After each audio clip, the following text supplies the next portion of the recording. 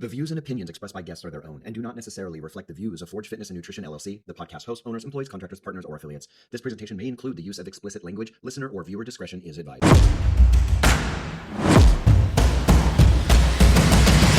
Hello, and welcome to the Forge Fitness and Nutrition and Habit podcast.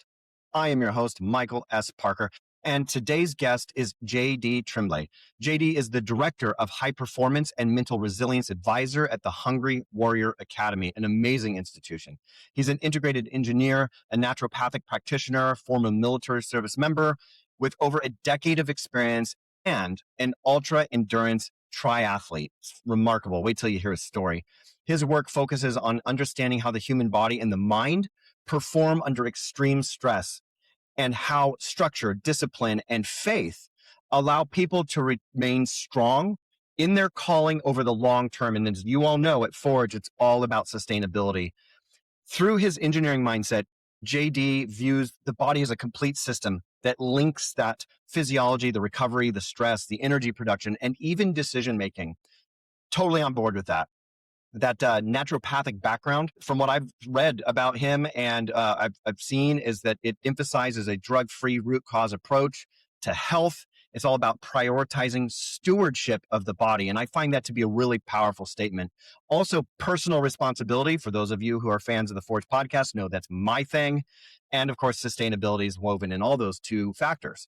JD has tested these principles in the real world against himself through his military service, and then competing in one of the most demanding endurance events on the planet. One of the most remarkable examples is his completion of the Epic Deca. It is, for those who don't know, it's 10 Ironman distance triathlons in 10 days across the Hawaiian Islands. And it's an incredible accomplishment. And he is achieved by very few athletes around the world. Today, through his work at the Hungry Warrior Academy, JD focuses a lot on developing men who are physically capable, they're mentally resilient, and spiritually grounded. Love that. So teaching the true high performance begins with, well, I think it begins with integrity, discipline, and ultimately it's service. It's service to yourself, and then it's service to your family, and it's service to your community. And JD, welcome to the Forge Fitness, Nutrition, and Habit podcast. Thank you for having me, Michael. I'm glad to be here. Yeah. I want to talk a little bit about you. You use some terminology that I find really interesting, because I think in the way that we look at society nowadays, especially with social media, a lot of buzzwords are used, and people try to put power behind words. But sometimes, I don't know if you've ever seen the movie The Princess Bride, people use words that they don't really know what they mean. For example, in The Princess Bride, the guy always says inconceivable when something conceivable happens. And one of the characters looks at the other character and says, you keep using that word, but I don't think it means what you think it means. And I've noticed that is so true in social media, that people use words, especially inflammatory words, right? And they have no concept of what that word means. And I could give you examples, but that's not my point. The point is that you use identity, and that is something that has become a major, I don't know, I feel like people get all wrapped up in identity, or at least they pretend that they are. But I think that based on what I've been researching with you and learning, that the way that you look at identity is the more pure form. So I wanted to talk about identity, discipline, and purpose, because you teach that true high performance begins with identity. It's not about tactics. And most people, especially social media followers, right, they're going to chase fads, right? They're going to chase what's the hip workout, what's the new fad diet, what's a hack, or what's something that's low effort that I can get an immediate return on, but they don't actually focus on identity. And so I wanted to get your opinion on this, or your definition. What does identity-driven performance actually mean? And how does someone rebuild their identity from the ground up in that positive, proactive way without the tricks? That's a phenomenal question, Michael. And I think it's packed with so much. That word is misused by so many people. Your identity is your values. Your identity is what you're essentially going to become, and knowing that you have the capacity to achieve it. So, for example, we've all been called to achieve something in life. So I'm a Christian, so God did not create us and put life into our body and put his breath of life just to exist, to play this weird game of it's going to be hard for you, but not hard for you. We're just playing different cards, and you just have to play the cards that you've been dealt with according to how your deck of card looks like. Sometimes you have to fold, sometimes you have to play your cards. And I don't play poker, so I don't even know what the other part is. But I understand that there is bluffing, and then there's playing, and then there's folding. That's pretty much what I understand. So your identity is your calling. What are you called to do? And for me, I stressed a lot when I was a child. For example, I was trying out for basketball. And I was this tiny little kid, but yet I knew that sport was a part of my identity. I just knew it was part of my calling. And I wanted to play endurance sports. That's what I was built for. I was this kid, I was bullied in school, and it's almost like I was blessed by it. Those guys would never catch me. They would try to beat me up, and I would run away. And that's how I learned really that I would have this capacity to run long distances and have this endurance. And these guys would just run after me during recess. And the way I look at it is, now I use this to build this form of peace in terms of my calling. So identity is rooted in your values, which generate some capacity based on the resistance that you're going with and what you're gonna handle. So for me, I think there's a lot of people that this should be in the 8 to 4 business and should work, should not work during the weekends. And for me, that's just not how I was built. I like to work on weekends. I like to work all the time. Like there's constantly, I'm driven. And so it's a constant battle in my head where now it's like an endurance event, even in the workplace. But is it working for me? Well, definitely, because we're now doing very well as a company.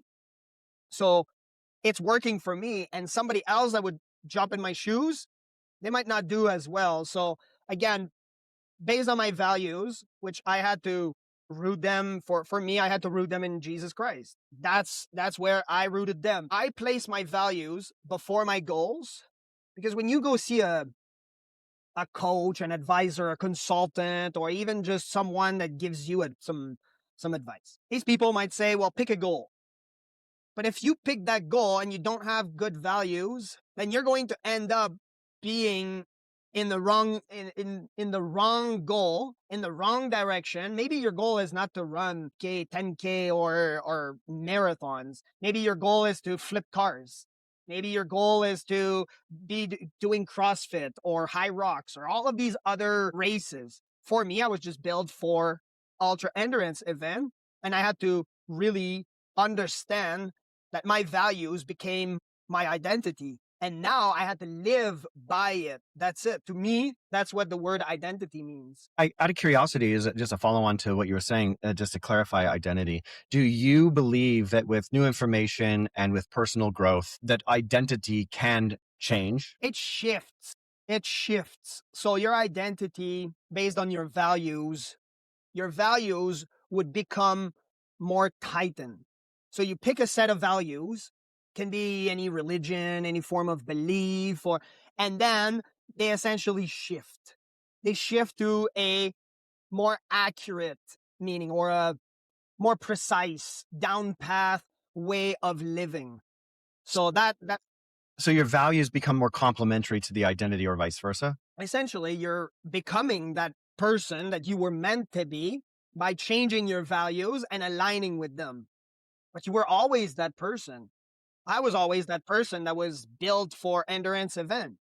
God had told me in 2009, you're going to be doing triathlon. You are going to be doing long endurance event. I just chose to not follow what he was saying, which was against my values, because my values are you should obey God. And I chose not to go with it. I still remained an ultra endurance athlete. When I went to, there was an event that we did for fundraising, and it was like 24 hours. They were running around the University of Victoria, and we had to do relays. And I did not do the entire loop, but everybody knew that I was an ultra endurance athlete. They just knew it. And I just chose at that moment to sit around, play football with all the other people. I played basketball with all the other people. So again, my identity, everybody saw it.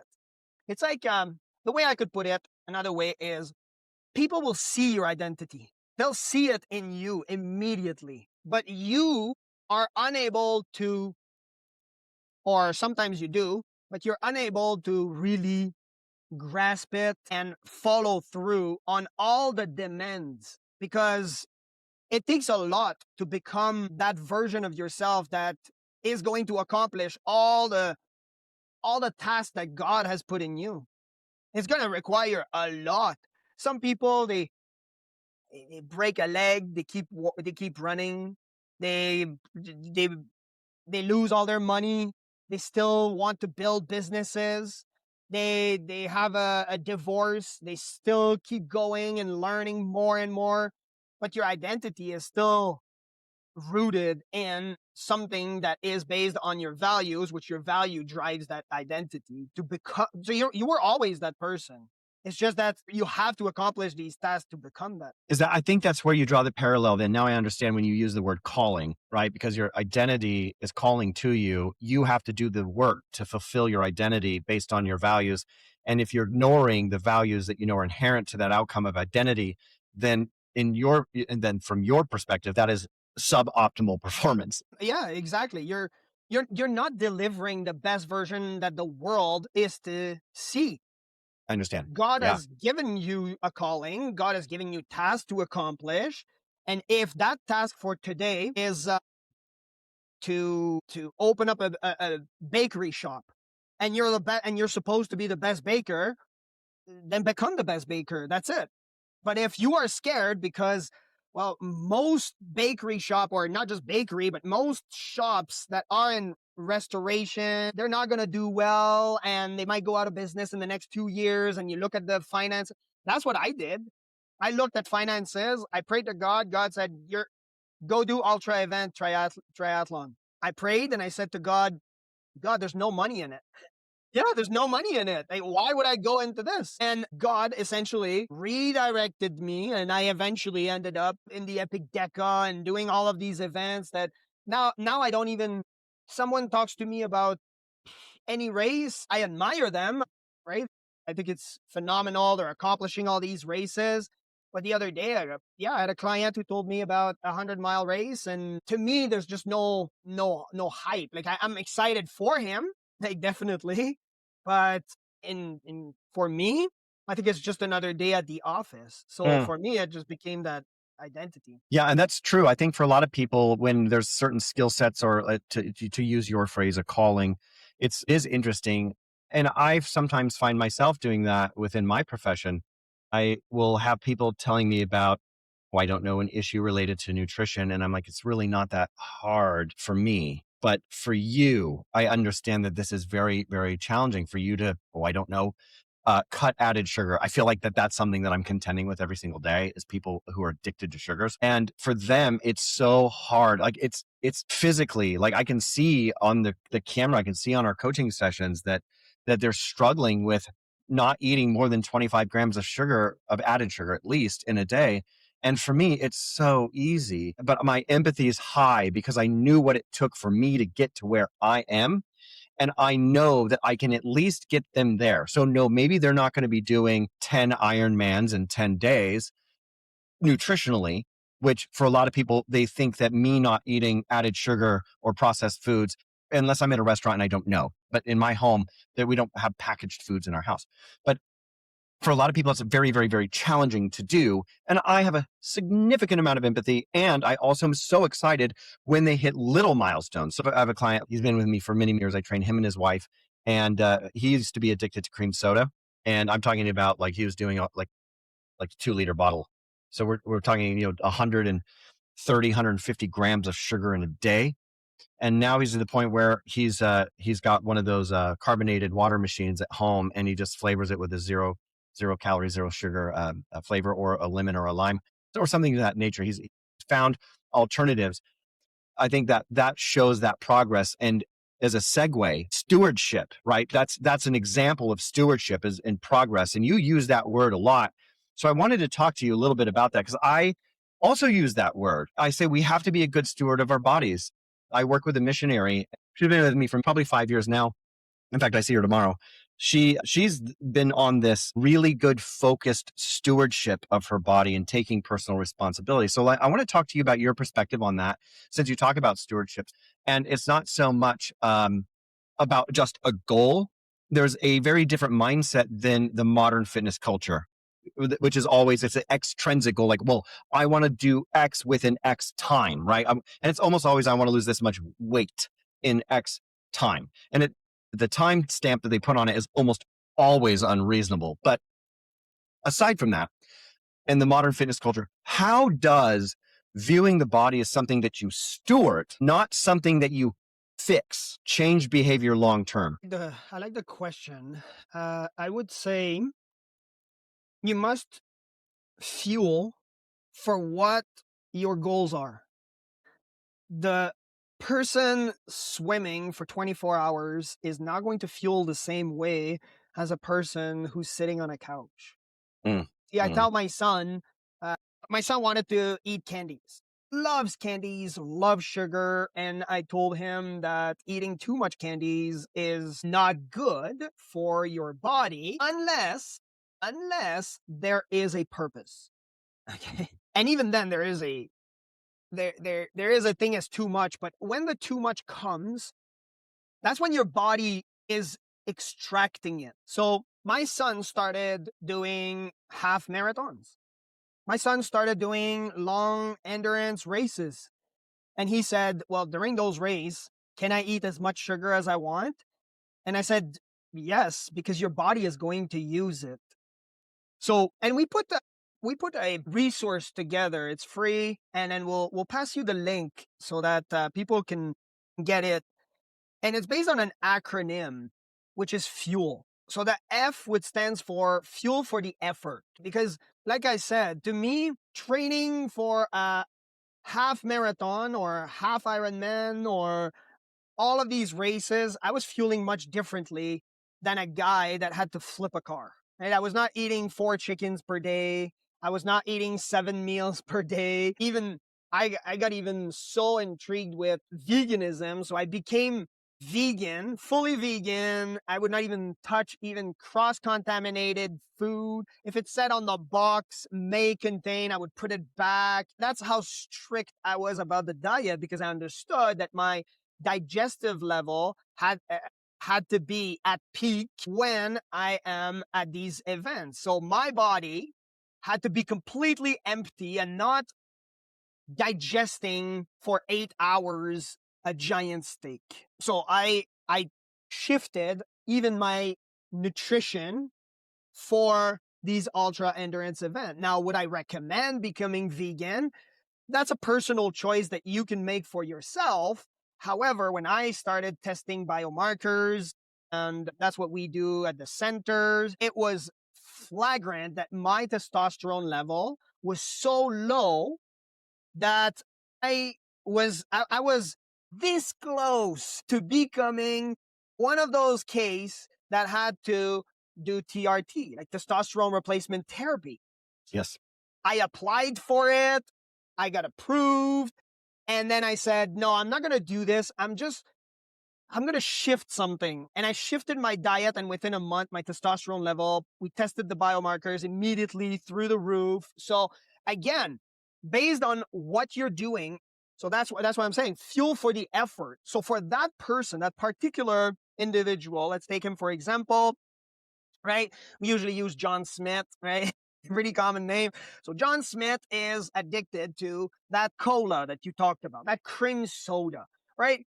Well, I know that for me, I just ran the entire circumference of the capital of Kenya against Kenyans in December, like a couple months ago. I took in an excessive amount of pop. And if I took my shirt off right now, which I'm not going to, you could still clearly see that I have a defined physical athletic body.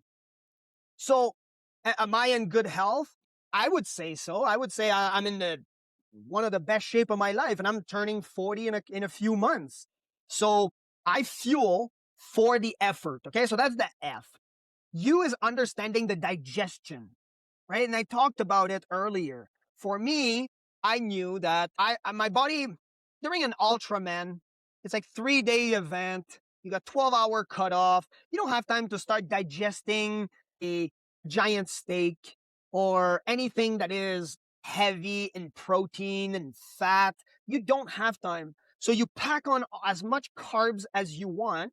And if I gave that same diet to someone that is at altitude, they would lose weight, or someone that is not doing any physical effort, being on the couch all the time, drinking cream soda like John Smith, well, this guy would wait. It would be unhealthy. But for me, I understand that I have to digest everything much faster because I was doing ultra endurance event. For that person, if we look at, that's what I learned with the Epic Deca. Okay. I did the math.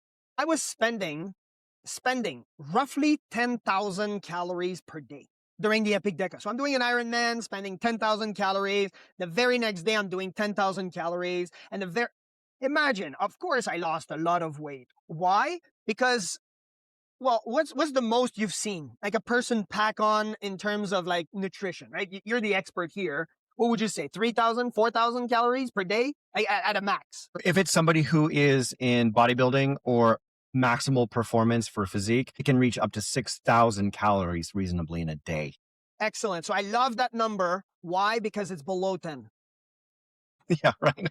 It's below 10. So that means no matter what you do, you will always be able to spend more energy than intake. And we're talking about a bodybuilder. You just said it. You're the expert. That person, okay, when you're bodybuilding and you're going to the extremes. If you're trying to cut, you're almost dying because you have no calories. And There's if you an try to oscillation. bulk, Yeah. if you try to bulk, you're at the point of looking at a piece of chicken and eggs and you want to puke it. That's the point that you're reaching. And you mentioned about 6,000 calories, which is not even close to 10. So that proves clearly that anyone out here listening to this podcast is able to spend more energy than they're intaking. Even if you go, and we could even look at, and right now we're talking to an expert in nutrition and fitness, but we could talk about to doctors that do IV, or it's not going to happen. You can spend more energy. Now, over time, your hormonal level is going to change. Your cortisol level is going to get too high because you're spending too much energy. And that's where it brings the E.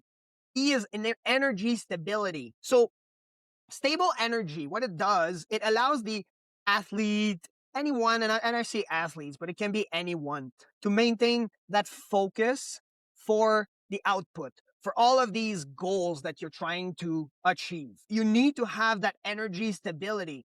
If all of a sudden you wake up in the morning and you're going into meetings and you're packing a beautiful smoothie, lots of maybe some berries, and maybe you're packing some even maple syrup, and you want to focus, you're going to be extremely alert, but it's not sustainable energy. You're just packing on easy carbs.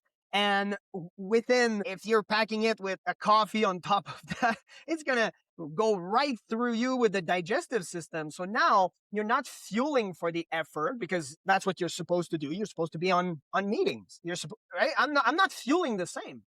I had a giant steak before I got onto this meeting, which again boosts your creatine level, boosts your fat, protein, and it gives me more energy. So again, that's energy stability. But if I took on a lot of carbs before I got onto this meeting, I might be too hyper. I might have to leave. There's a different way to use that energy, and that's what I understood. And then for the L is long-term recovery, because you must recover. Fueling, it's not just about the workout. I see a lot of people just saying, well, I want to cut on a certain type of food, or I want to work out for this. There are these athletes that have to do it, like bodybuilders, like elite athletes, Olympians, they have to do it. But for the majority of the people, for this John Smith, he doesn't need to. He can recover much faster, right? To build up on it. That's how your body regain all of that energy. I think that it's really interesting that you used high level, almost like top 1% athleticism related to nutrition and using your fuel model, because I just wanted to make a quick side note for anybody who's listening or watching, uh, that that is what it takes in caloric intake to be able to perform at that level, but it has to meet that criteria. And I just want to bring it back down to the average person real quick so that they understand that no, you drinking soda because you're going to go work out is a good idea. No. That's not what we're saying. JD and I are not saying that that's true, because we're talking about extreme output in comparison to the average output. So let's just break this down real quickly, and then we'll move on, because I have a really interesting addition to what JD was just talking about. I have another question just popped into my mind, but I just want anybody who's listening being like, okay, now I'm confused. Okay, so 6,000 calories or 10,000 calories, and I can drink soda. I know it sounds confusing. It really isn't, but just put aside your social media education for just a second, and let's bring it back to the reality.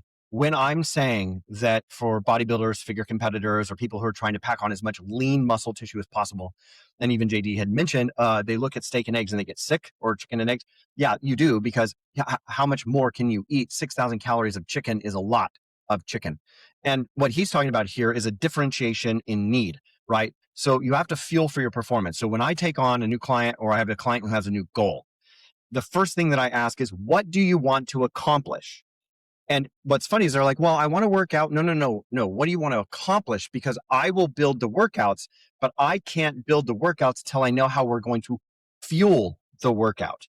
Your nutrition is going to be the driver, at least physiologically. Your attitude is going to be the engine is going to be the attitude, right?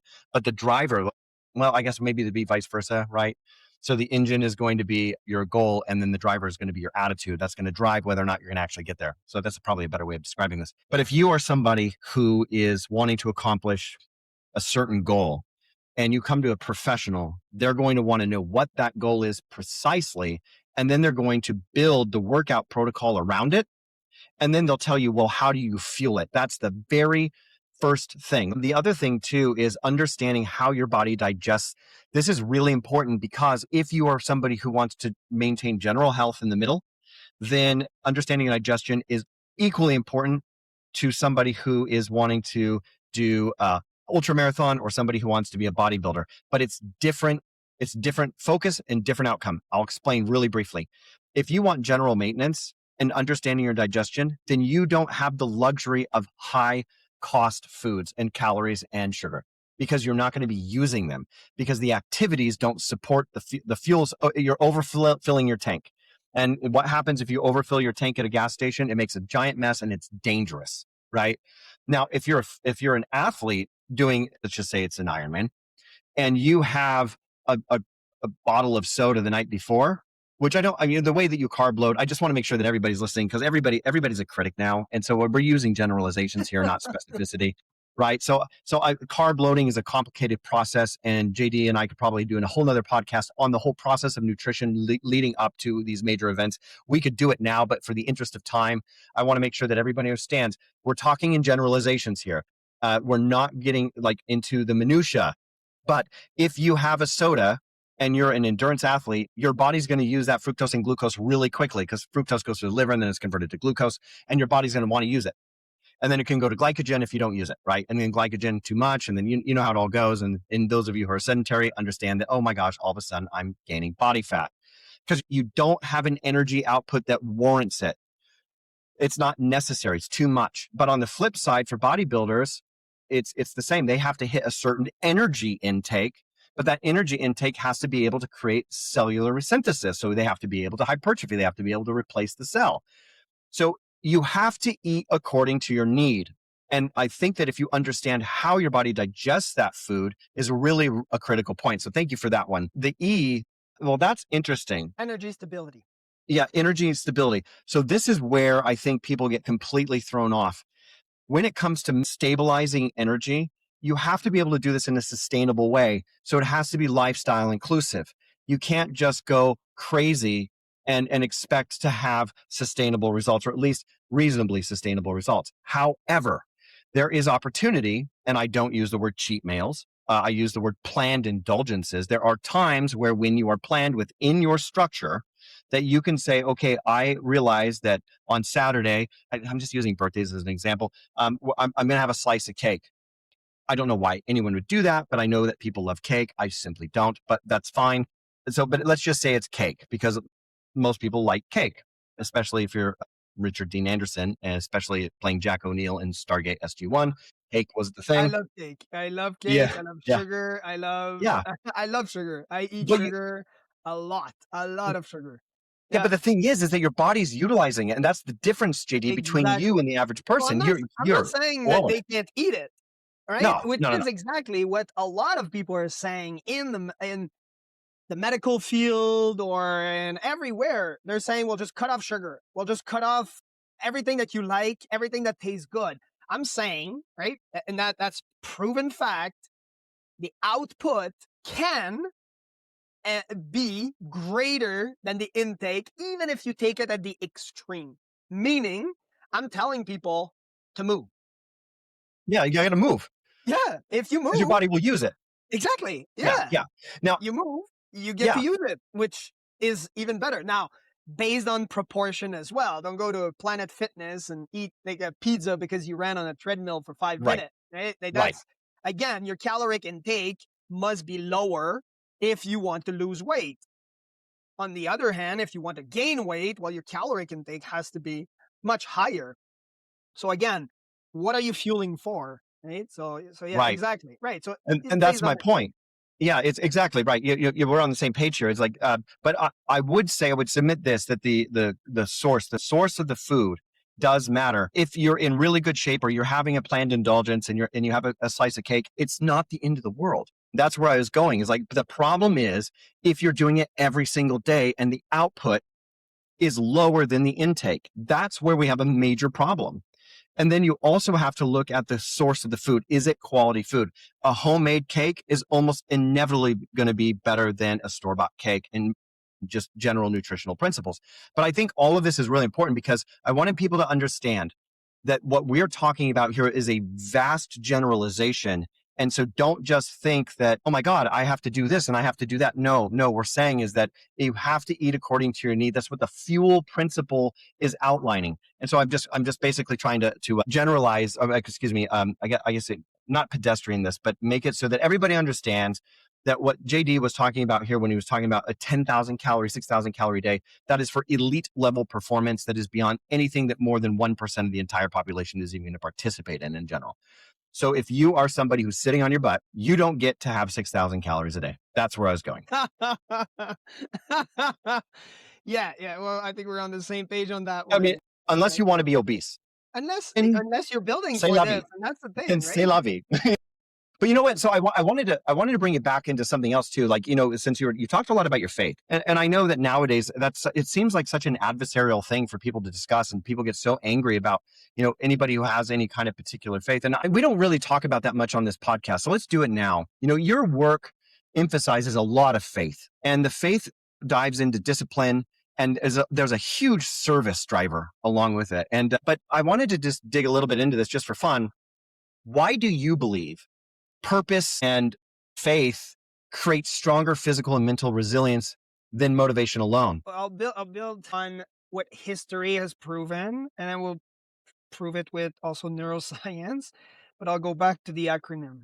So the first one is based on history. It's proven that people are willing to go up to death based on their faith, whatever it may be. We look at the Bible. Some people were willing to die because of a god named Baal. It wasn't the right one according to the Bible, but they were willing to do it, right? So it proves that people are willing to do that. In terms of neuroscience, before a decision is made, which goes in on our prefrontal cortex, which has been proven through EEGs, before it gets even there, you must make a story in your mind. There must be some form of belief. And that belief comes in the parietal part of your brain, which now drives these decisions.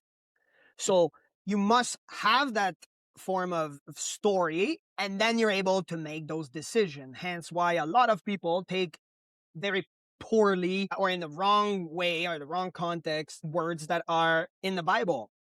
They're misusing it to conduct some atrocities and go against what is the will of God. Finally, based on the acronym, when you fuel for the effort, okay, when you're fueling for the effort, you're not being a lukewarm Christian. If that's what your goal is that you want, and that's what God despises. He despises a person that is lukewarm. Now, what is a lukewarm person? It's a person that says, I want to lose weight, but I've always eaten this way and I've always lived this way. I'm going to hire a coach and it might work. Okay. Yeah. It might work. Right? I'm going to pick up a Bible and it might work. Okay? Look at your Bible. Look at your faith. See what it says and fuel for it. So for me, it's part of my daily habit. I must ingest, I must take in something of God. Now, will it be a YouTube short? Will it be a YouTube video? Will it be a Bible verse? Or will it be an entire chapter? Will it be a prayer? Will it be a meditation? Will it be a calling to God? Will it be running and at the same time thinking only of God and not having any distraction? You see, there are all of these types of things. If you are a pastor, staying one more day or one more hour with someone talking to them isn't going to fuel you. For me, I fuel for my effort. I preached I preached in churches. I preached in slums of Africa. I went to some really, really dangerous places and we still preached, right? So to me, I needed to understand that I needed to fuel in a certain way that I won't be fueling the same way as a pastor. So again, fuel for the effort. Understand your digestion. Well, we look at it in terms of just the physical digestive system, and let's go through all of the parts where the esophagus, and now you get to the stomach, and how does it metabolize? Well, how does it metabolize in your body in a figurative way when you ingest something of God? Are you the type of person that need to meditate because and I'm not naming any medical condition, okay? But if you are overly anxious or overly stressed and you say that you cannot meditate, then maybe you're depriving your system of something that could be beneficial for your outtake, for your goal. So again, how are you digesting it? Is it going to take a while? And you can go back to understanding your digestion, your energy stability. Well, how are you managing your energy levels in terms of faith? See, so it all comes down, and then we go to longevity because you want to do it over and over and over again. How is it impacting the life of people around you? How are you fueling? Right? You want to get feedback on this, and the feedback is by living according to those values. So it goes back to the same exact, I'm just proving through history. I'm showing you how the Bible looks at it. And I'm also giving the listeners the step process on how to look at it, not just in terms of your body and nutrition of what you eat, but it's really what you see, what you hear, right? We use that, isn't there like a little kid's song? Be careful, little eyes, what you see, and little ears, what you hear. Yeah, I think I vaguely remember something like that from my youth. Yeah. Right. So if you are right fueling, well, you're fueling for let's go with John Smith back again, who wants to have a healthy marriage. That's his end goal. Maybe he's going through a tough time. And now he thinks that because he's going to quit that cream soda and lose 50 pounds or whatever amount of kilogram and look with a stunning body, that he's going to bring her back. But what destroyed that relationship in the first place was because he was watching certain things at night or during the day, even putting sometime his job on the line because he was watching certain content online that isn't appropriate or that isn't in line with what his partner is seeking in terms of having a close relationship. So again, how are you fueling? It's not just in terms of your digestive system, but in terms of what are you seeing? What are Right. you hearing? I just want to make sure that I'm clear. You had mentioned, I'd read something that you had written related to faith being more powerful than motivation because motivation is fleeting. And you're saying, from what I think you're saying is that the content that you consume should be fueling your faith, and then that faith reinvigorates you and it keeps you resilient to wanting to quit or wanting to go astray against your goals. Am I understanding that correctly? We're circling back to the identity component. So if you're somebody of faith or you're somebody who's looking for motivation, whatever it is, but just to stay on the faith thing because it's really interesting. And you use Christianity, which is fine, but there's so many other religions as well, and and much to their chagrin, if you actually study religion, which I did, there's a lot of crossover in the concepts, but and that I think that's where religions start to get mad is because they start disagreeing on things that they agree on, which is it's amazing to me. But I don't really care about what the doctrine is for the sake of this conversation. I'm more concerned with like the broad concept of faith, which is an interesting concept in general. I just want to make sure that I got this correctly, was that if you feed your faith with wholesome content, like you said, just a YouTube short, maybe you listen to a sermon or you listen to somebody who is in line with what your ethical and moral position is, right? Whatever I mean, or even a religious perspective, and those things can sometimes intertwine, and they usually do.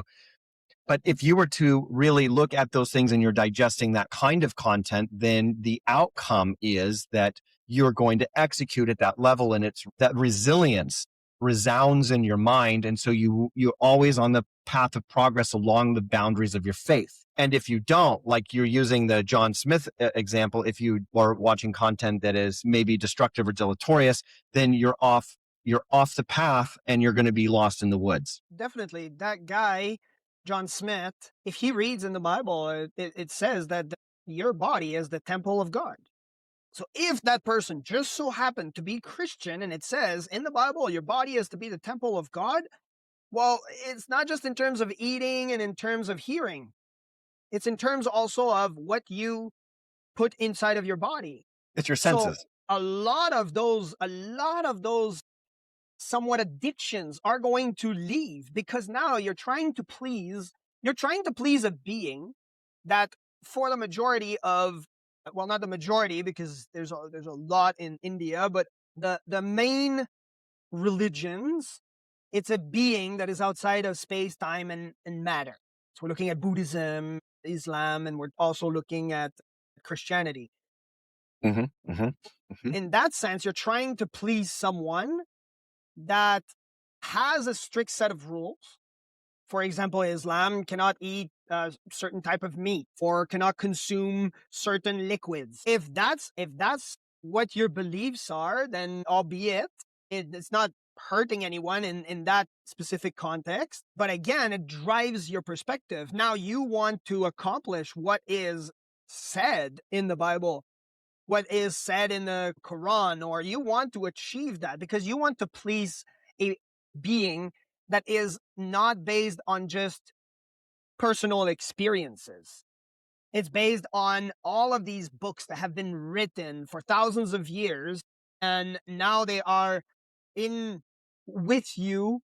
And the Bible is fascinating because it's many letters that were written by different people, all saying the same thing that intertwines into one book that somehow just coincide to be, I mean, it's either a coincidence or it's from God. You can view it the way that you want. I choose to believe that it comes from the Holy Spirit. Well, that's where faith comes in, doesn't it not? That's where faith comes in, is because, well, you have beliefs that are not seen, and you must have these beliefs in your life that are what you want to achieve in your life. How do you see your life right now that is different than the way that it is right now? Because there are different wills. There's the will of God, which is not going to change. There is the will of God for your life, for your environment, and there is the will of God for your life. Like, what is the will of God for your life? And I think that's the point of this conversation right now, is what's that will of God? If God was in front of you, he was a being, religious or not, he was in front of you and he said, are you using your body, your mind to the fullest of its capacity? I placed you on this earth for a reason. Are you A, doing whatever, are you using it to its full capacity? And B, are you pleasing me? Because if you can't beat me, like I'm God, right? I like in the sense of like the analogy, like I'm not God. I know I'm not God, but I knew what you meant. okay, he's God. He's saying he's in front of you and he's saying, I'm God. Are you pleasing me and by using your body to its fullest capacity? And when you have that shift in your brain, you want to please God. You don't want to please your wife. Eventually, your wife will come back. I mean, if that's what you want in a relationship, okay? She will come back to you because you're following a strict set of commands. You're following a strict set of rules.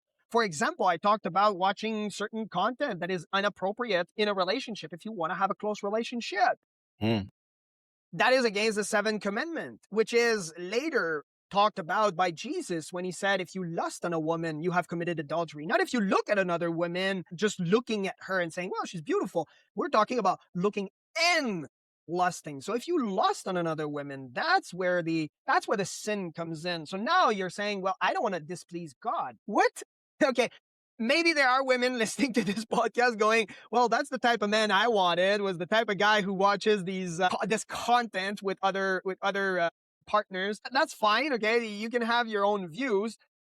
But what it does is it drives you to achieve certain things that allows that being, call it the universe, call it God, call it whatever you want. I choose to call it, call him God. Okay. God is now able to place certain things in your life for you to have maybe this platform to speak about it, to he places you in certain situations where now you're being tested and now your faith is going to be tested, meaning you're going to get stronger, more character, more resilience, and then you're going to build your faith. Once you build your faith, you're going to look at, well, I can do a 5K.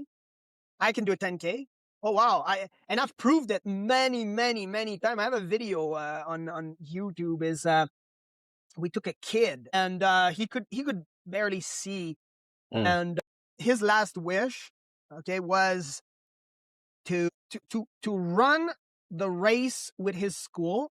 And the race turned out to be, it was a relay race.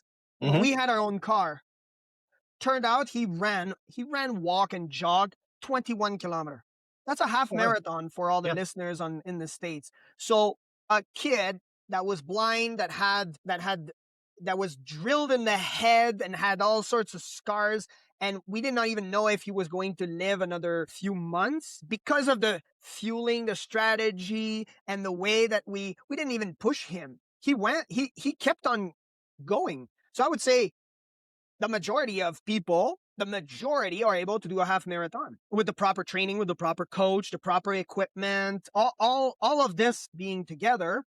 But that kid had so much faith or so much belief in the outcome that he was willing to push his body to its own limit. And now it's on YouTube. It's a personal best for him. He loved it and he still talks about it. So I would say you're able to accomplish so much more. There's nothing magical about JD. There's nothing. I am not a unicorn at all. I am not this person that is, I'm born with different genetics. Okay. And in a sense, I am born with a different, not genetics, I'm born with different capacity. Mm-hmm. If I'm born to be a leader, that's who I must be. If I'm born to be a pastor, which I'm not, then I must become a pastor. If I'm born to be a gym owner, then I become a gym owner. That's it. And I ran away from my calling for years until I got back to it. And when I got back to it, that's when your faith increased. Because now you're able to believe in something of a higher power, a higher calling. You want to please that being. That's what you want to do. You want to please that being. So now you have all the things of the world in front of you. You have it, eventually you reach a point in we're doing very well financially and my health. I'm doing very well in all these things.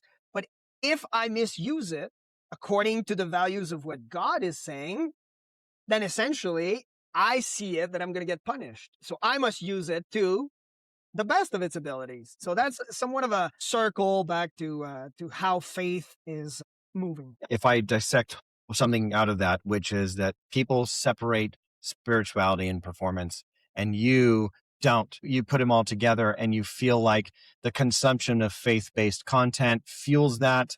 And then there's a conglomeration.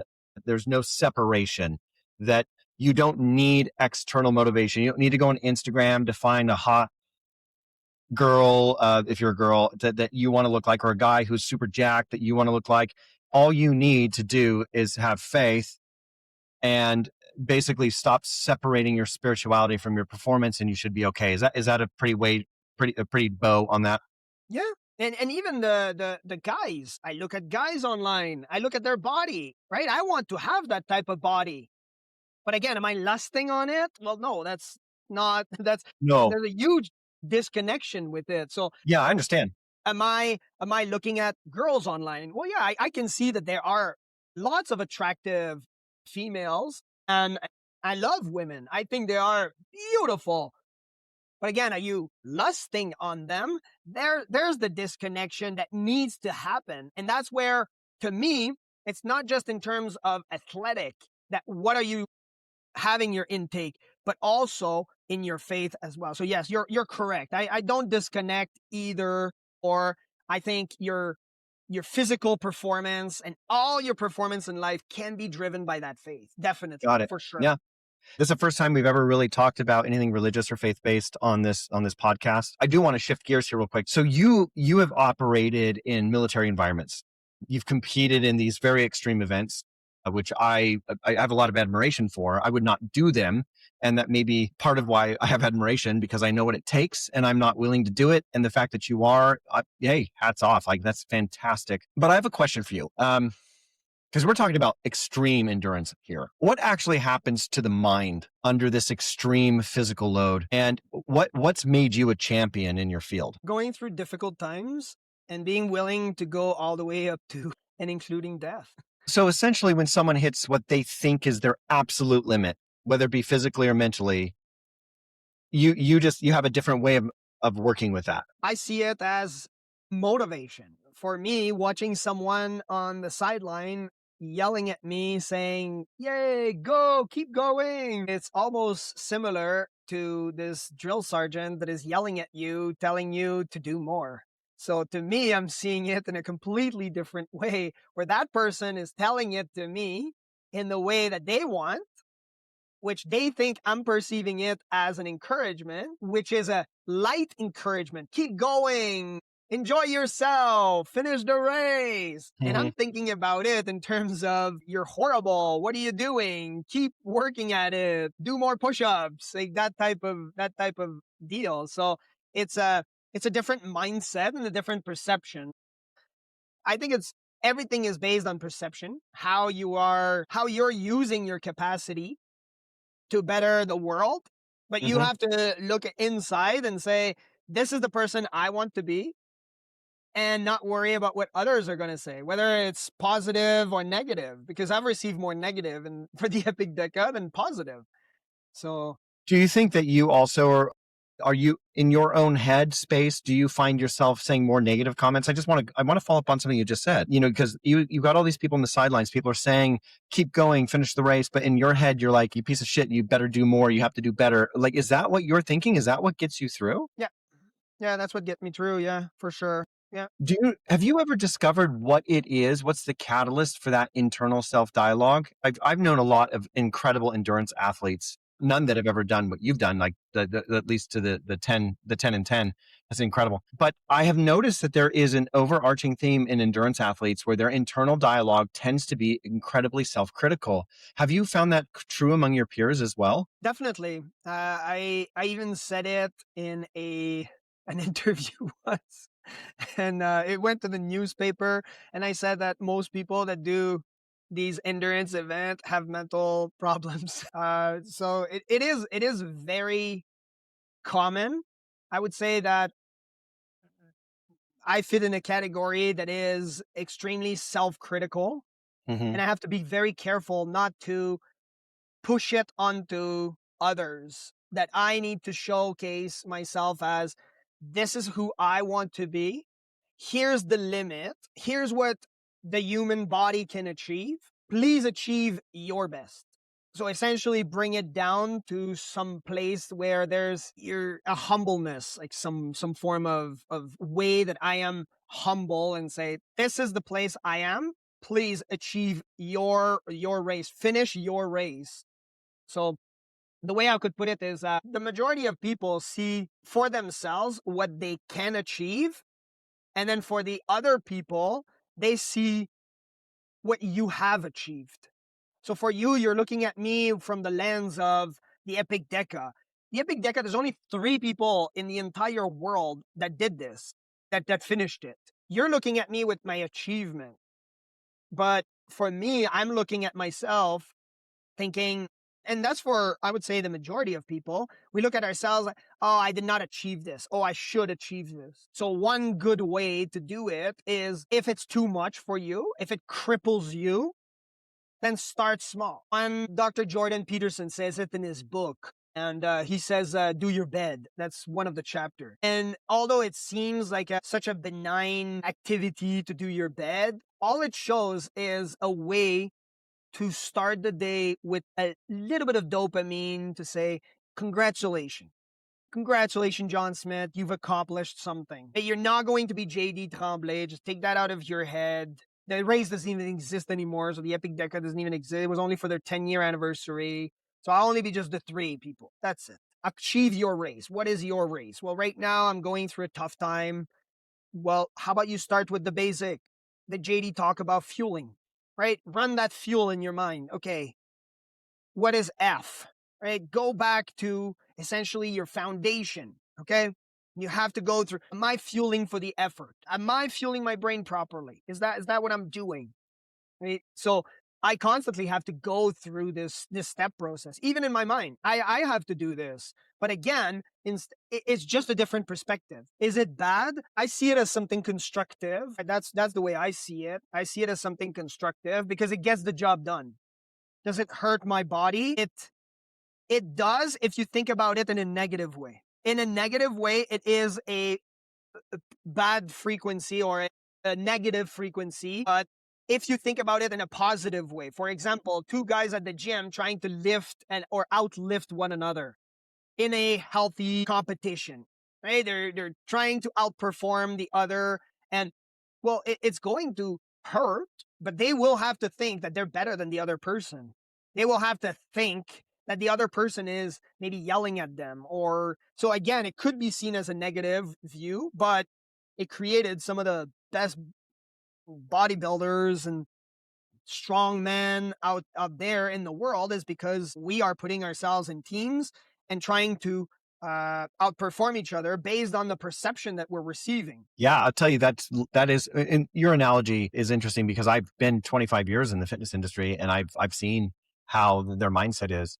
And I have another question for you now too, based on everything that you just said. Now that I've got a better understanding of your thought process, and I can't help but get my fitness coaching thought process going here. I want to know something. Tell me about the last time that you quit. Like you just said, I'm not going to finish the race. I'm done. I'm quitting.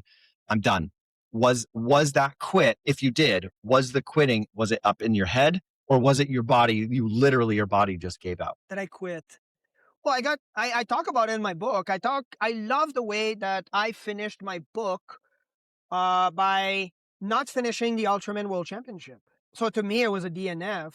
Now, did I quit? Yeah, I guess I did not quit. It was the cutoff, and my team disqualified me. But then I got to other races. Yeah, but like the last time, no, I actually I knew about that, but tell me about a time that when you're in your own space and you quit. That I quit. I think I quit every day. I quit every day for certain things. I've been wanting to do certain tasks online, and then all of a sudden, my brain just says, no, you must be in the mountain. And then I just quit, and then I go in the mountain.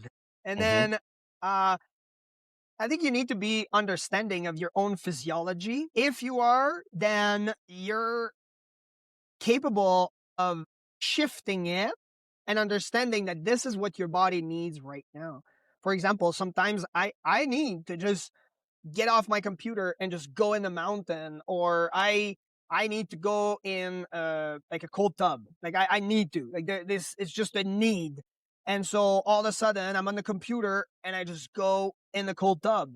Is it quitting? Well, I'm quitting every day in small doses. In terms of a race, Yeah, but we all do. yeah, well, they see it. Some people see it as distraction. Some people say they have certain types of mental illness or they get certain medication out of it. And what they try to do, in essence, is they're just trying to take a medication to get you to do that thing over and over again, even more intensive. So some people, Or to not care about it anymore. well, they don't see the value of the outcome. That's what it Yeah. is. To They say just that's my don't. problem. I'm glad that you brought that up. But what, we quit in small things, but like I wanted to give some people hope here, right? You was talked about you quit on little things in life. And I said, oh, damn, that's such a good catalyst for this conversation. There are daily practices that we can use to build up mental resilience before life tests them. What I'm concerned about is that people are outsourcing their wellness. They're outsourcing their mental resilience. And they're outsourcing it to pharmacies that don't actually solve the problem. People do not want to take personal responsibility. The problem that I see is they stop caring. They stop caring, and then they create within their own sphere a series of made up traumas. But what I'm saying is that people are not taking control of their lives. They're making excuses. They're blaming somebody else. They're using medication. They're trying to suppress. They're not actually trying to impress themselves with who they are and their identity.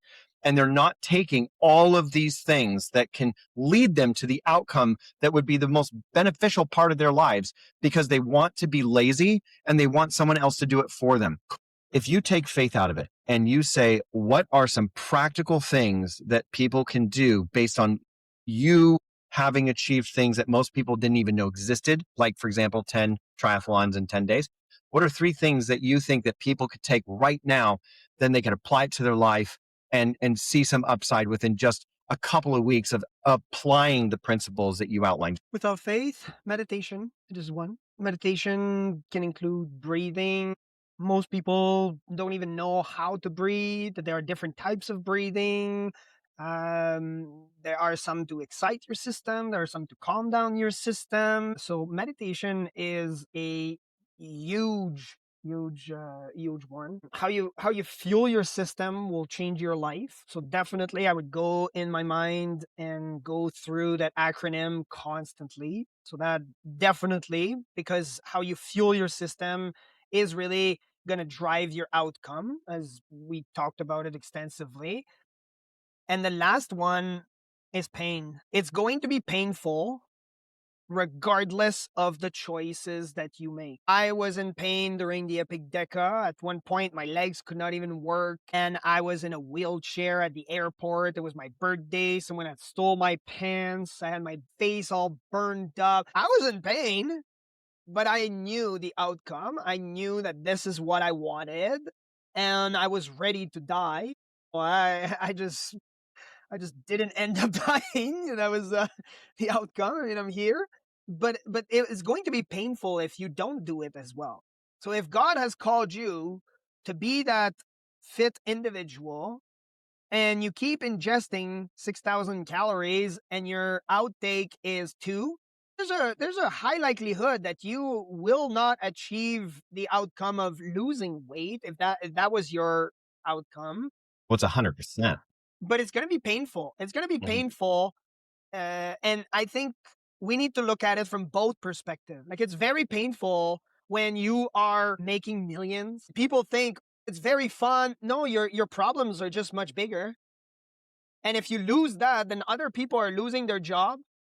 And if those people lose their job, then we right now with our academy, we sponsor thousands of children, not just sponsor them as in like a $1 kid that we send it over. No, we fund events. And we're in 5 different countries right now, funding thousands of children and their initiatives and giving them opportunities. So if I don't work, and it's painful because I wake up in the morning and as much as I'm having a lot of rewarding text sending, you get these videos from these kids enjoying a soccer match because you funded everything and everybody thinks, wow, I wish I could do these things. Well, first off, I did not start like that. My parents are not rich. My mom is not rich. This isn't a quick rich. It took years and years for us to get to that level.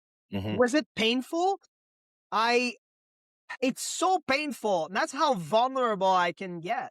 It's so painful that with everything that I have lived, I still sometimes sleep in odd places, like a closet or like a dark place, or it's very demanding mentally. So I'm trying to be as open as possible, even though we're closing and at the end. What I'm saying is that when you're at any top, it's going to be painful. And when you are in the other end of the spectrum, it's going to be painful. So how about this? Choose your pain. Choose what's going to be painful. That's it. It's going to be That's painful to be on the couch sitting there, losing your partner because you're overweight and she told you that you need to work out. It's going to be painful. In terms of the pharmaceutical, I think it has its place. And I'm course it does. a naturopath. Okay, I'm a practitioner. I strongly believe that it has its place. But again, a lot of people are misusing, and Yeah, that was I want to be clear about that. yeah.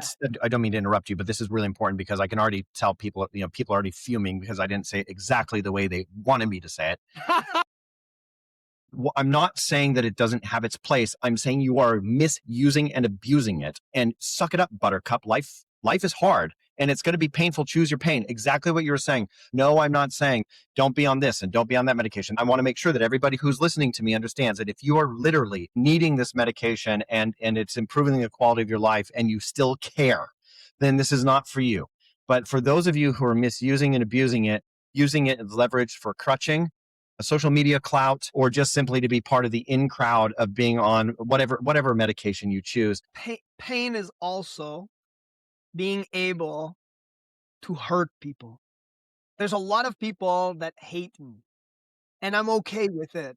They killed my savior Right. for Yeah. being perfect. Okay. And now in their view, it's allegedly. In my view, he was perfect. Okay. Mm-hmm. You have to pick a path. You have to know that it's going to be painful. There's people that you're going to offend with your show that I'm going to receive some hate mails because I said certain things that people disagree with me. I'm okay with it. And I Same here. love the haters. One, because they're showing me that I'm on the right path, and all of these other people. So I'm not saying that you said something or that you didn't. Okay, it's just having a conversation, and we don't need Yeah. to please everybody because that side of the conversation hurts more people when we try to explain every single thing. Because No, when and we it's try, exhausting. it's exhausting. It's wasting time because really the people need to be told, okay, you are overweight. You need to lose weight. Look at all of these people. They are losing their life because of that.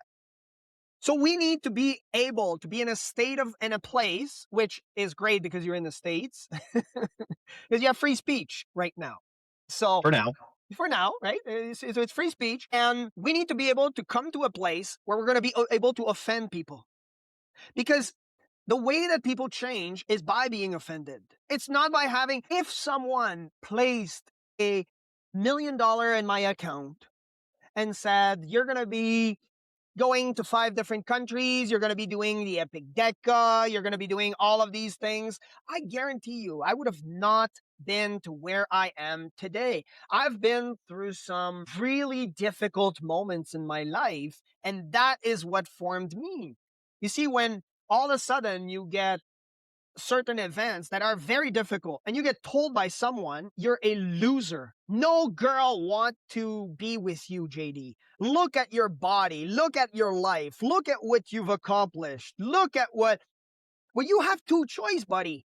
Is it painful to hear this? Yes, it is really painful when you get rejected to go on a date, when you're rejected by family members because you said certain things and you did not clarify it or took the extra half hour to explain everything, or because you did not take a jab or took the jab or took one or took two or did not take. You're looking at just unfolding everything and trying to explain yourself. What I do is I don't try to explain myself. I just live. It's going to be painful because there's a lot of people that know me. There's a lot of people that hate me too. I tell people, you think it's easy being known by people? You walk in the street and people just, they heckle at you. They hate you. They don't like certain types of people. Why? Because they're living by a certain standard. You walk by a certain man and he thinks, what, you're going to steal his woman, or you're going to take up the opportunity of another person because of. It's always a constant mental battle. I just live by these principles. That's it. To me, I don't even question it. I just live by it, and it's going to be painful regardless of the choice. It was painful when I was poor. It was painful when I was not doing triathlon. It was painful. Why? Because I was not in my calling. I was not in my identity. Now I live for Christ. That's it. I just live for Jesus. And that's it. You hate me because I say this? Congratulations. Cut it out of your podcast. Cut it out of anything. I'm not saying you will, but I'm just saying, to me, I'm going to live the way that and I said it earlier, that God sees me. God has certain standards. God has certain values. And those values, I live on this earth to repopulate, to make babies, and to talk about Jesus. I already chosen my army. My purpose in life is to choose between evil or Jesus. That's the way that Christianity is. I chose Jesus, and that's it. How does Jesus sees me right now? That's the way I see it. And that's the way that everyone should see it according to their own values. How does your God sees you? How does your person sees you? Am I pushing Christianity onto you? Not at all. I'm saying this is how I'm going to live, Michael. This is how I'm going to live. I'm going to live as a Christian man.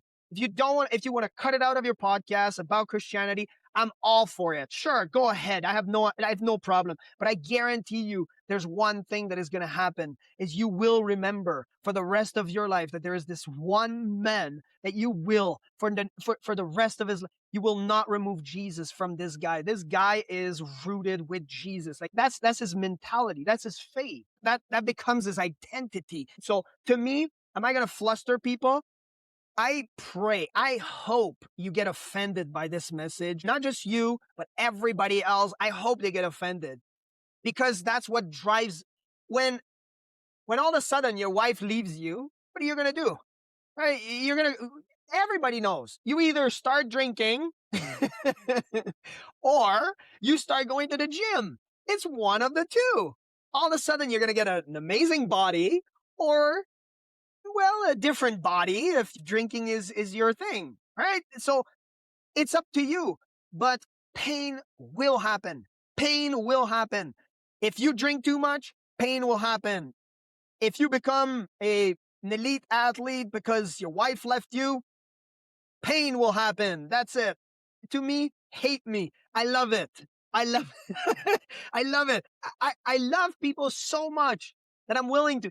We had people even at the center. They're not even Christian. For me, I love people. I love people. It's okay. You hate me? That's fine. But I see myself the way that God wants me to behave. That's it. It's not based on my clothes, not based on my haircut, not based on all the jewelries and the money in my bank account. It's based on how God sees me. See, last year we were supposed to expand. I had to pray about it. Am I buying a new car? Are we expanding? You buying another center and buying? And God put it on my heart. He said, no, you're going to Kenya. There are people, and I'm serious, Michael. It's hard to have sympathy and love for these people. I received hate messages for personally going to Kenya, spending over $30,000 for kids in the slums and in little tiny villages, building houses and water systems. And there's one water system we built, 1,000 people had clean water. Imagine clean water for their, and you're looking at me going, wow, this is amazing. Yes, of course, I think it is. I receive hate messages about my content on this. And all I can say is, how is God seeing me? That's how faith is. Is God proud of me because I'm doing this? Because I'm doing this behavior? Because I'm taking the extra money that we had, all our profit, and just going, all right, we're going to give it to children in a third world country and build some programs and help other. Well, the way I view the Bible, and that's what the Bible talks about, is feed the orphans, feed the orphans, feed the widows. That's exactly what we did. We put on a one meal we fed over, I wanted 200, finally ended up with 400. 400 women showed up. They were widows and crying, and we fed them all. And that's where our profit went. That's where our profit went. And if you want to hate me for this, I know I'm talking a lot, but that's because to me, it's on my heart to join both sides because I've done the work. I've fueled my body. But the major part is pain. I'm willing to go through that pain because I've been through. When I was a kid, I was getting bullied. And now it just gets to a point where, does it affect me? It definitely affects me, but not to the intense that part that many would think that they have a pull on me. It fuels me right now. I had this girl who once rejected me. Everything seemed to be aligning, everything seemed to be working, and she rejected me. See, instead of just starting to drink and going, what did I do? I doubled down, not on her, not to her. The way I saw it was, how is God seeing this relationship? Maybe he's seeing it as he's protecting me. Maybe he's protecting me, and that's it. So I'm not going to explain myself. I'm not going to apologize, excuse myself. I will live in a way that is according to the Bible, in accordance to my faith, which drives my accomplishments. Because, yes, I would say that the majority of people can do what I've accomplished. I understand that right now many people would say, well, I'm not able to accomplish even one Ironman. That's fine. Okay, you can say all you want. Physically, a lot of people would be able to accomplish what I did. Mentally, smaller pool of people. Smaller pool of people, but still there are some more than 3 people at least that would be able to complete it if it was just based on the physical and the mental aspect. When you look at the spiritual aspect, when you look at faith, when you look at, it was the right time. The Epic 5 company made the Epic Deca, so it only happened once in a lifetime. It was that race, and then they were taking only 10 people. I just happened to buy the race registration of another guy who was. So again, it's all based on all of the variables that God has at his, like, I have to work for it. I had to get that body, right? So I had to do the work. I had to fuel properly. I had to get the mental state right, but God had to do his work as well. There are certain things that God is doing that I'm not seeing. So to me, again, I'll circle back to it and I'll finish with that. You can hate me all you want. I'm not going to apologize. I'm going to live according to how God sees me, even if it goes up to death. That's how serious I am about my faith. And and the best part is about pain. It's going to be painful regardless of where you choose. You're going to choose Jesus. It's going to be very painful. Very, very painful. You're going to have to say no to certain things that are so enticing. So enticing. I really wanted that new car. I can still say it with passion. I really wanted that new car.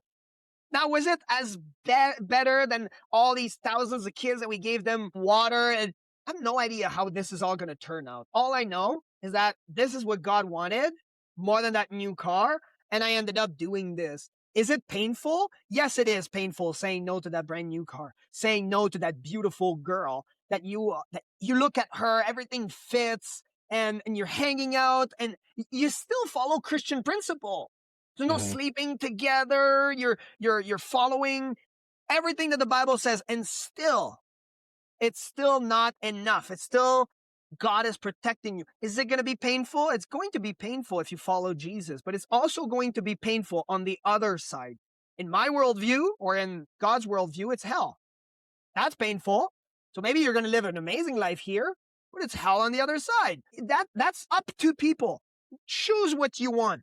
All I can tell you is whatever decision you are going to make, and I think you nailed it perfectly when you said responsibility. Based on your responsibility, based on your decision, live upon unapologetically, live according to your values. They might shift to a certain degree, okay, but it's gonna be painful regardless what you pick. If you pick the cream soda or not, it's gonna be painful, buddy. It's gonna be painful. All I'm telling you is use that system that we just talked about. Go get that free resource. It's really free. Just go get it. That's it. And it just explained to you. Fuel. That's it. Run it in your mind. What am I training for? For me, I'm training for an ultra event. If all of a sudden I get to that ultra event, I'm drinking Coke. Am I going to apologize for that? No, I'm not. God is designing me to be in these positions. A lot of endurance athletes are using Coca-Cola to fuel. Now, am I using the whole time to fuel? No, but I'm not going to apologize because I drink a Coca-Cola. I'm going to say, I'm going to live up to the full capacity that God has placed in me because I settled for something less back in the past. In my past, I settled for less. And I still think that I'm not even at my full capacity and I could even improve even more. And I'm improving every day. But I'm not going to apologize for having these set of values of loving Jesus Christ, talking about him. It's painful, yes, but it's going to be painful on both sides. Yep. Your passion, your enthusiasm, you have an authenticity that I think that the last 7-8 minutes has been the best of the whole podcast. Absolutely right about you have to choose your pain. And do you choose your pain and be well, or do you choose your pain and be unwell? Do you choose your pain and be, I'll use this as an example, you have no faith, which is painful, or do you have faith and parts of that are equally painful? You have to choose the pain. And I think that we as a society have an aversion to pain because I've said this so many times on the podcast. Most Americans don't know what true pain is. We have manufactured pains. We have things that we just think are painful. We have no context to associate. So you go to Kenya, you see pain, and you're like, this is serious pain. Then you come to downtown Los Angeles and you hear people whining and complaining and you're like, shut up. You have not hurting. You're not in pain in Manhattan. You're fine. Shut up. Sometimes we have to give ourselves perspective.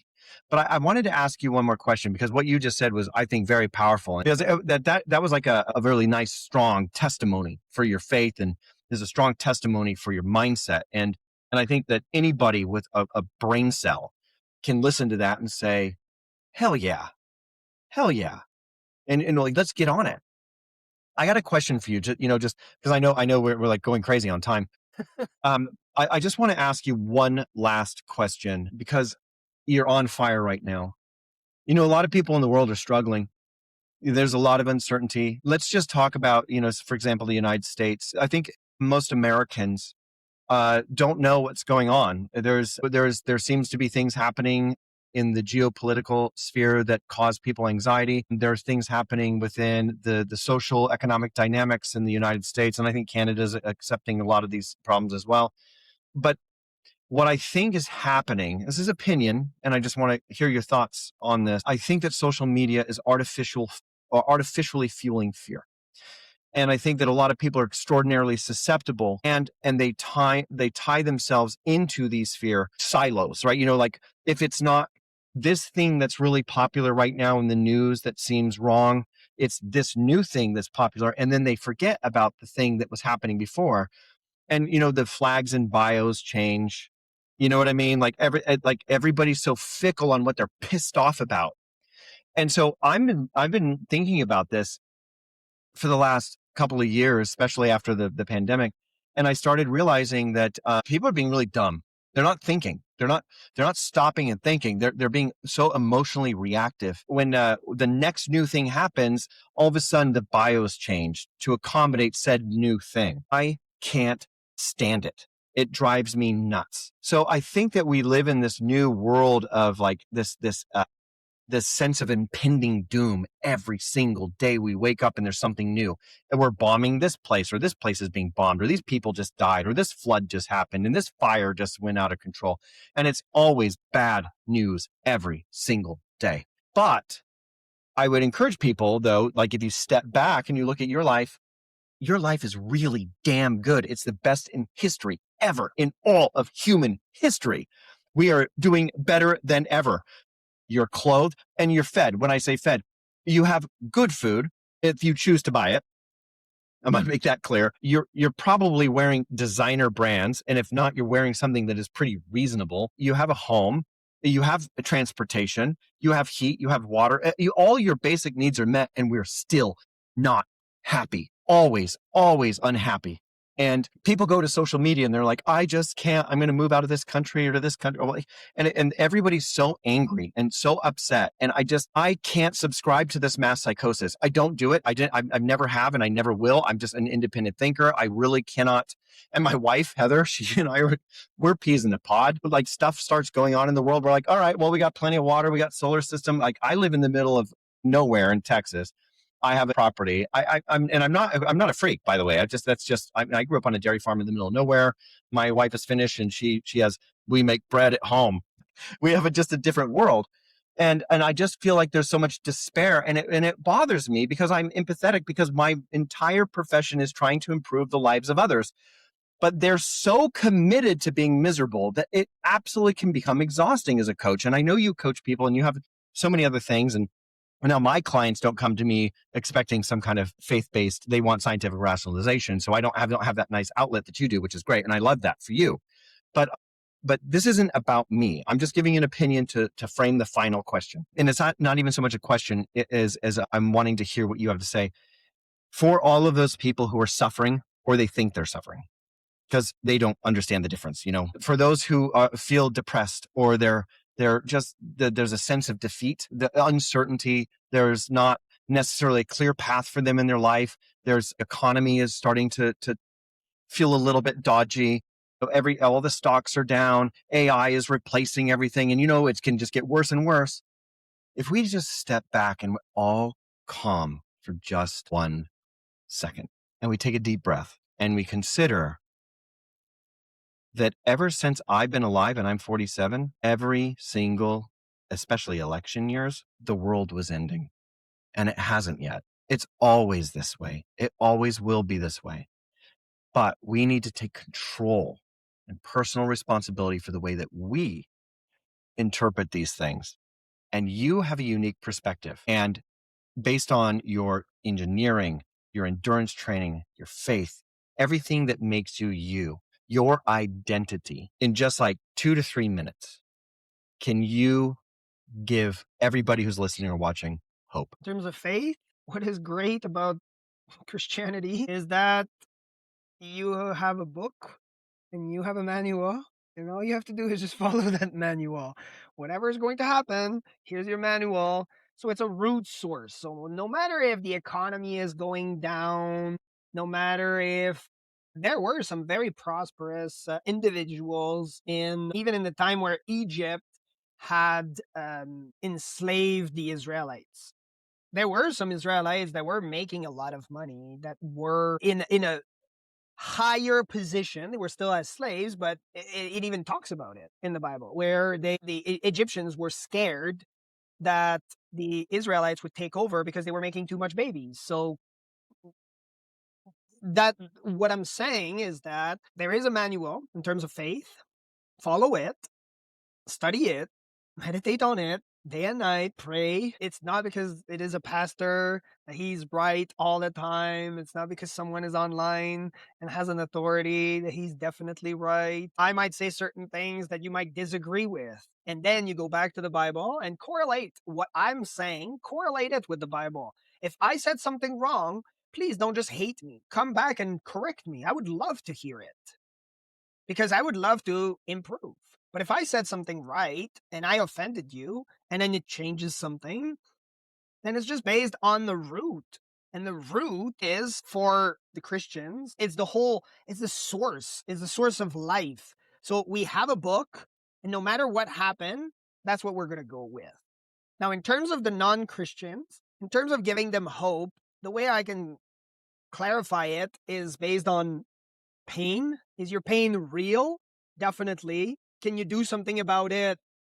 You can definitely do something about it, because there are people that are not Christians and are very prosperous financially. The way I would look at it in terms of the economy and in terms of all of these things happening, there's a huge shift happening. And if we look at the history, we look at World War II. There are some people that started with not a lot of money, discovered a path through pain. They were willing to go the long distance and made a lot of money, and are now even in a better position than they were before. It changed their entire lineage. So how about you be that person, Christian or not? How about you be that person that is going to change your lineage? And whether the world end tomorrow or in a month or in 50 years, or to some degree, some people believe it's never. Forget about the economy. And that's how people that succeed in life are looking at the world. They're looking at it from, it's painful, and I'm willing to become that person, up to and including death. I want to be highly successful in terms of ultra endurance event. If that's what you want to do, please go ahead. You want to beat all my achievement, please go ahead. You want to make more money than me, is it doable? It's really doable. When we look at AI, you know that there was, when we look at history is fascinating. When we start looking at patterns, right? That's what I love about engineering, is that you look at facts. So with the pattern of history, many people were against the tractor. Hey, you're serious right now? Like, you know how much I can do with a tractor. Now, I'm no guy that is going to tell you exactly how to pick up food from a field. Like, I'm nowhere close to a farmer. I admire those farmers. They work very hard, and I thank them. But they were against the tractor. Why? Because it was going to take away jobs. Do I use AI? I use AI on a daily basis in my job. You probably do it as well. Is it a tool to get you to another end? Definitely. Are a lot of people going to lose their job?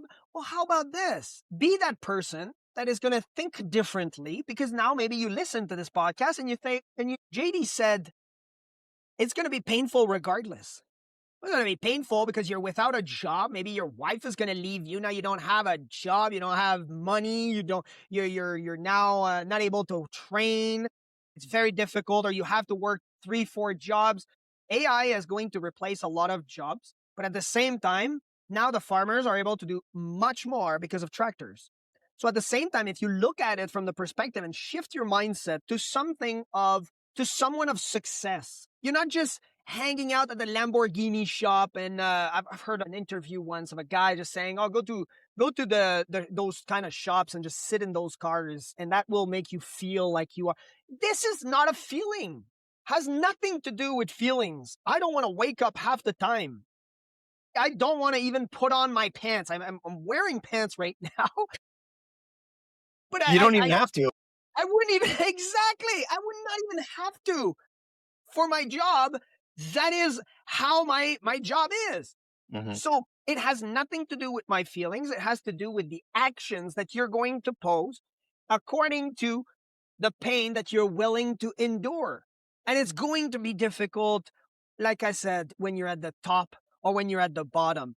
And if you think that that person in another third world country has it even worse than you, I told these people, by the way, I said that talk to some guys in Africa, okay? We're talking about a village in, nobody would know where that village is in Africa unless you came from that village, okay? It's really far. And I said that to those people. You have more than the average person has in in America. You talked about clothes and you talked about, I have too much clothes. See, it's just a matter of perspective. If all of a sudden I have too much clothes, now it becomes a burden for me. Now, what am I wearing? Am I wearing this type of watch? Or am I wearing this shirt? Or am I wearing these pants? Am I not even wearing any pants? Well, and that's just clothing. Which car am I going to beep today? Which house am I going to be in? What vacation am I going to take? Or what race am I going to do? Right? So now you are overwhelmed. So that's what I'm saying. Pain is real, but use that pain to be constructive in your own way. So try to figure out what God has called you to do because pain is based on experience. A person that is in Texas has a different experience than a person that is in a small village of Africa. However, both can achieve certain things that are outside of the norm and achieve even greater than what they believe in terms of their structure, their environment. So for him, building a house, well, it's for you, it might cost you 300. For him, it might be $1. Who knows? It's all about your experience and your perspective. Your pain is real, but instead of looking at it from in terms of feelings and emotion, that your pain is real, so it should cripple you, how about you look at it from how can you shift it to get to your next goal? What is your next goal? Because based on the economy, some peoples were not even able to survive. Yet my mother is Native American. There you go. My dad is white. It's all about a matter of perspective. It's all about a matter of what are you going to be doing no matter what other people are going to say. They're going to hate you. They're going to love you. Like I said once, if I know one person, I know only one person, and I hang out with that person, and they really love me, well, I'm not going to have any haters because I just know that one person, and I'm just going to love that one person, and we're just going to align. But if many, many, many people know you and you're known worldwide, you're at least going to have one hater, at least one. At least. At least. So we're talking I have about them. the economy. We're talking about the wrong or the good or the wrong president there's always going to be something. So let's go Every back time. to fuel for your effort. If all of a sudden you're part of the stock market, should you be consuming things that are about the stock market? Correct. You are. If all of a sudden you are in politics and you need to know about these things, should you be consuming the news? Correct. But if you are not part of this, should you be consuming it? And the answer is probably not. For me, that was one of the first things that left. I had to unplug from the news. And now that we're making a bit more money, then I go back to the news because I have to know a bit more about how the world is operating. Because Now, you am have I to protect your careful business. as to how I'm fueling?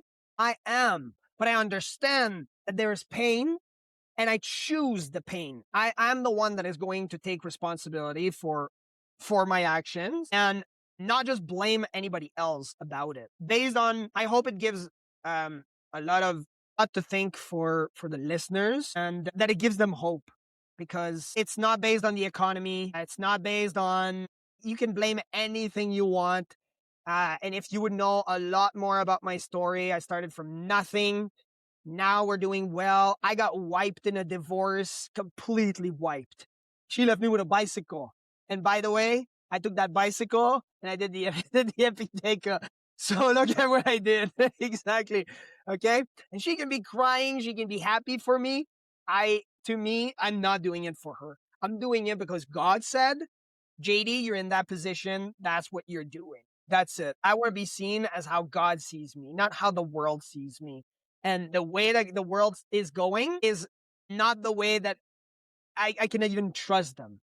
In terms of forgetting things, the attention span of people is decreasing, definitely. That's a study that is, and I would say get a decent coach, a person that is able to provide you with a different perspective. because when you shift your mindset to something different, then you're going to achieve something greater. If you get a coach that is always in agreement with you and telling you that you're beautiful, then you're not improving. At best, you're maintaining, but most likely you are decreasing in terms of your outcome, your goals. So get someone that is going to challenge you. And the successful people have an attitude. I always tell people, I told my son this when he was a baby, and I would always ask him this question. And I said, who succeeds in life? Noah. And my son always says, the people who have a good attitude. The people who have a good attitude are going to be succeeding. There are people that look at an opportunity, even in the worst places, they look at these opportunities and it becomes sometimes something that is going to change and transform the life of a lot of people. There's at least one person listening to this podcast and still listening to it that is going to resonate with this, that is going to say, no, I am that person. I need to do this. I needed that push. I need to shift my mindset. You need to have a good attitude, not just in terms of, well, I'm going to smile at everybody. In terms of everything that you're going to be doing, my attitude is I am serious. If I am saying I will do that race, I will go up to death to finish that race. Mhm. If I say I'm going to achieve this financially this year, I'm now willing to go up to death for this. That's what I'm willing to go through. And if you are not, then you are depriving the world of the best self that you could be. So you don't have to blame anybody else. You blame yourself in terms of who you could become. Become that person. I want people to be so successful that they come back to me, even if it's just one person. And we've had that. We've had people that came and said, hey, I did not unalive myself because here we went through this of what you said or of what you did. Or so for me, all of the money that we spend, all of the time that we speak, for me, it's all worth it. When you get to save one life, when you get to transform the life of people, even just the mindset. So to me, I'm going to circle back to pain. It's going to be painful on both sides. So I'm going to end with this for sure. Yep, it's going to be painful on both sides. It's based on perspective, based on experience, your pain. So you're going to, please don't deprive the world of your best self. Don't deprive I want you to succeed to your best abilities and be healthy. Even please come visit us at the center. Like we do have some machines that test all sorts of capacities or way that you can improve. We have machines to help focus, help in understanding all your body, like up to a molecular level, up to your DNA. We have I'm a naturopath. I like the natural way. I understand there is the pharmaceutical, and I think it has its place. However, I think people need to take responsibility for what they want to achieve. There's nothing special about JD. Nothing at all. If you retain anything today, other than the Jesus part, just remember the fuel. Take that acronym, drill it into your head, and make sure that you fuel your body and your mind and your soul appropriately. Because no matter what is going to happen, I had a friend who told me once, he said, JD, no matter where we leave you, you will always succeed. And at that moment, I had difficulty. I said, there's no way. I was in a dark moment of my life. And I did. I went to some places that probably will scare a lot of people. And I did. I ended up in those places and then I succeeded. I succeeded in all of those things. And it had nothing to do with the economy. It's based on the attitude that you're going to have towards something. It's based on the perception that you're going to have. It's based on success. That's what it is. These people, that's how they're looking at it. That's who you want to hire. You want to hire people that think differently. You want to hire people that are not just successful, they think in a successful way. And the way to think successfully is not just to wear the nice watch and drive the nice cars. It's really to think. It's your mindset that is the root. You have to go to the root and change your mindset in order to change your entire life. Your entire life is going to shift once you take that mindset that it's not the world, it's you. I think that's a great close. Lovely. And, in the spirit of this, you had talked about your clinics and things of that nature. Yeah, we have LinkedIn. They can reach out to us, or we can go on hungrywarrioracademy.com. And I wanted to thank you sincerely. Yeah, well, thank you, Michael, for having me on the show. It was a pleasure speaking with you and sharing about this topic.